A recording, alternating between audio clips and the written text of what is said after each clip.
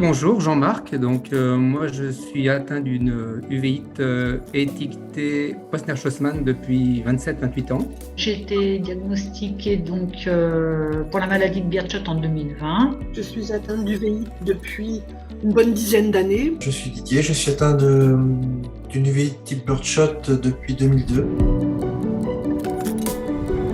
Les traitements sont efficaces à forte dose, en particulier les corticoïdes, un traitement connu depuis 100 ans et qui a un pouvoir anti-inflammatoire très très complexe et très très puissant. Ces médicaments sont très actifs. Malheureusement, les doses sont très toxiques, s'accompagnent d'effets secondaires majeurs et donc on ne peut pas laisser les patients à des doses de corticoïdes très élevées à cause des effets secondaires.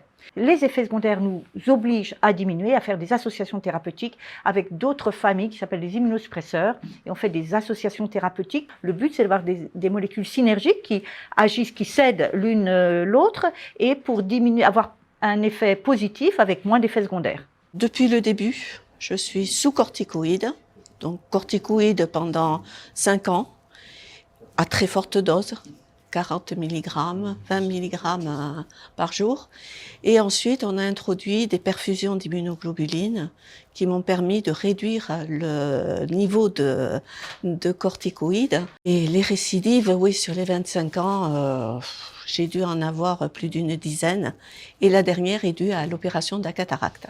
Sur l'œil gauche, l'œil droit n'a pas récidivé. L'œil gauche qui a été opéré de la cataracte a récidivé depuis 1 an. Voilà. Et c'est en train de se stabiliser au niveau de l'œdème maculaire. Le traitement, on le fait en urgence. Chez Jean, il y a une grande errance diagnostique. Maintenant que les traitements adaptés sont là, la vue revient. C'est quand même un parcours différent du vôtre, Saïda. J'ai fait 8 opérations, certes, mais après chaque opération, j'ai fait aussi des sous-conges, des piqûres dans l'œil, dans les 2 yeux, pardon. J'ai fait du laser aussi. Aujourd'hui, je pense qu'on a trouvé un bon compromis pour que je puisse vivre avec cette faiblesse visuelle et avec les traitements qui sont tout de même un petit peu agressifs. Et on peut dire, je pense, que mon UVI est stable. J'ai toujours commencé les traitements avec beaucoup d'enthousiasme, mais j'ai souvent eu beaucoup d'effets secondaires. J'ai eu des traitements au long cours à la cortisone et ça m'a valu d'une part une ostéosporose très importante et d'autre part un triple pontage coronarien. Je suis en plein dedans. L'ostéoporose, oui. La perte de vision, oui. La prise de poids, oui. Le diabète, oui. Les patients viennent ici, à la Salpêtrière ou dans d'autres lieux, pour recevoir ce qu'on appelle des bolus de cortisone, un dosage très important de cortisone. Et là, donc, on va avoir des troubles du sommeil, de l'irritabilité, et dans la vie familiale, sociale et l'entourage, les personnes peuvent être lassées aussi par ces symptômes qui fluctuent. Quand tu es dans un moment de colère, ça peut aller fois 1000. En fait, tu peux monter fois 1000 sans pouvoir redescendre sur le moment. Et une fois que tu redescends, là, tu vas te calmer. Mais sur le moment, tu ne peux pas trop te calmer parce que le traitement, il prend le dessus. Je suis très contente d'être ici aujourd'hui pour le 2e atelier. Le premier avait déjà été très, très intéressant pour moi. Voilà.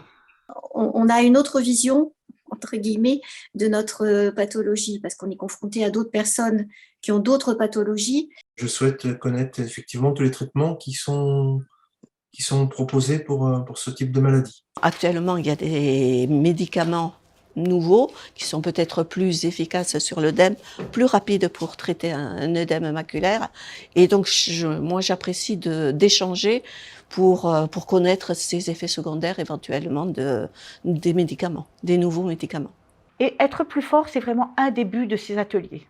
Rendre les patients plus forts, organiser, anticiper le cours inflammatoire de ces maladies chroniques, avoir des contacts et des contacts avec des contacts facilités par le numérique avec les soignants, avoir des contrôles ophtalmologiques et pluridisciplinaires avant la fin des ordonnances, anticiper les vacances. Parfois, les patients n'osent même plus s'éloigner des centres de référence, tellement ils craignent de perdre la vue par une consultation retardée. Donc, on organise, on anticipe.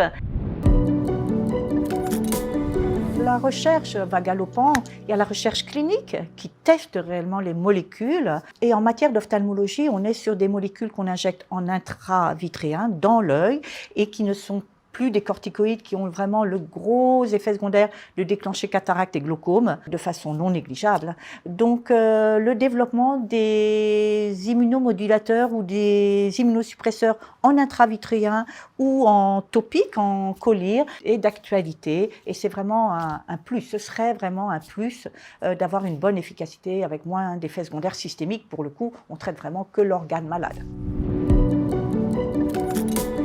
Et aussi une autre chose que vous pouvez faire, c'est de tout mettre sur Mon Espace Santé. C'est une association créée en 2002, donc à l'initiative de professeur de Wang de la Pitié-Salpêtrière et de patients qui étaient atteints du VIH ou dont les enfants étaient atteints du VIH. C'est une association donc, qui apporte de l'information, de l'orientation pour les patients. C'est sensibiliser aussi et informer le grand public. Et c'est aussi le soutien à la recherche pour faire mieux connaître cette pathologie et pour avancer. Merci beaucoup. Merci.